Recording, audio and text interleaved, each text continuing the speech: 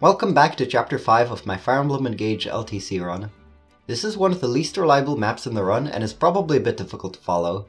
This map actually motivated me to add commentary to this run in the first place to better contextualize what is going on, especially because this is a clear where attack animations are skipped in order to retry faster. We start off by having Alir and Celine take intentional counter hits from the Armonite in the center. In Celine's case, this brings her HP below half in order to activate the attack boosting effect of Vander next turn. In Alir's case, this baits the Armonite into attacking her on enemy phase instead of Celine. They are both in death range, but Alir will be protected by Chain Guard. Additionally, Chloe and Clan bait the two sword fighters on the right away from Celine since they both have less defense than her. In the process, they kill an archer and chip down the Armonite. Finally, Vander uses Warp Ragnarok to get into the boss's attack range and bring him forward. He will remain unequipped on enemy phase, partly to increase his avoid and to ensure that the Martial Monk doesn't move. They would attack him if he had Seraphim equipped, and we don't want that to happen.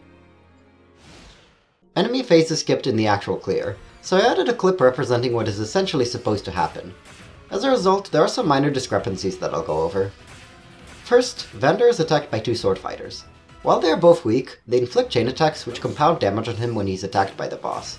He must dodge one of these three chain attacks or the boss himself, otherwise he will die on turn 2 enemy phase. It shows him dodging the boss here, ending at 24 HP, but he ended up dodging a chain attack instead, leaving him with 16 HP. In the bottom half, this Armonite is supposed to suicide into Alir, but this does not happen in the successful clear because Bushron missed a chain attack. Thankfully, this does not have too big of an impact on Alir's XP gain. Lastly, Vander must have a clear path to the boss at the start of turn 2. In order for this to happen, the Armonite below him must move slightly right, and both Cavaliers must move right as well. These movements can be rigged individually by rewinding to the moment before it happens. Now all of this sounds pretty finicky, but that was actually the easy part. If the enemy movement cooperates, Vander will have a clear path to the boss and will try to take out his first health bar. He needs to land a 2% crit to do this, and most of our actions in the bottom half of the map are used to rig this outcome. We don't have 10 different units to manipulate the time crystal, so we're going to reuse the same units to do different combat sequences.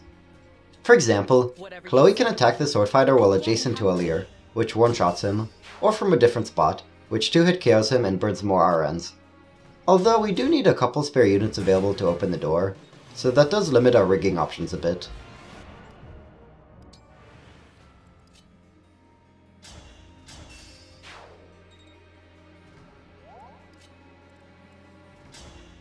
Vander eventually manages to land the crit, but that's not quite enough to win the map since he has 2 health bars.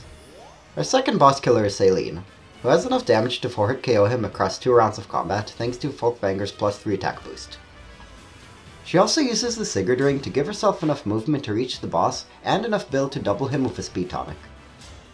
She needs to have 2 units open the door for her and to have Fram heal her before she goes up, giving her enough HP to survive a counter hit from the boss. This is also the reason we wanted the Martial Monk to stay put on turn 1, so that they aren't able to reach and break Celine on enemy phase. Unfortunately, her bulk is still not very good. She faces 3 attacks this turn, but only has enough HP to survive 1, necessitating 2 sub-70 hit dodges. This is not as bad as the 2% crit, but it is still pretty terrible. I make a pretty critical mistake here. I countered Celine one space down out of the boss's attack range, but that messes up the enemy attack order and causes him to target Vander instead. He can't counterattack, so he just dies. I don't remember what I was thinking, but I was probably hoping that it would convince the boss to attack Celine first. I skipped the remainder of enemy phase in order to try again faster. This is a bit weird to say, but thankfully Alir dies quickly so I can rewind and undo the counter movement.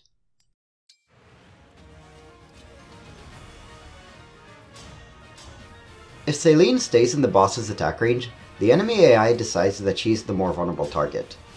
The X-Fighter below her attacks first, presumably in order to get a chain attack on her, which really hurts the reliability of this clear. Nevertheless, she manages to dodge the boss's second attack and kill him on counter, somehow ending the map in 2 turns.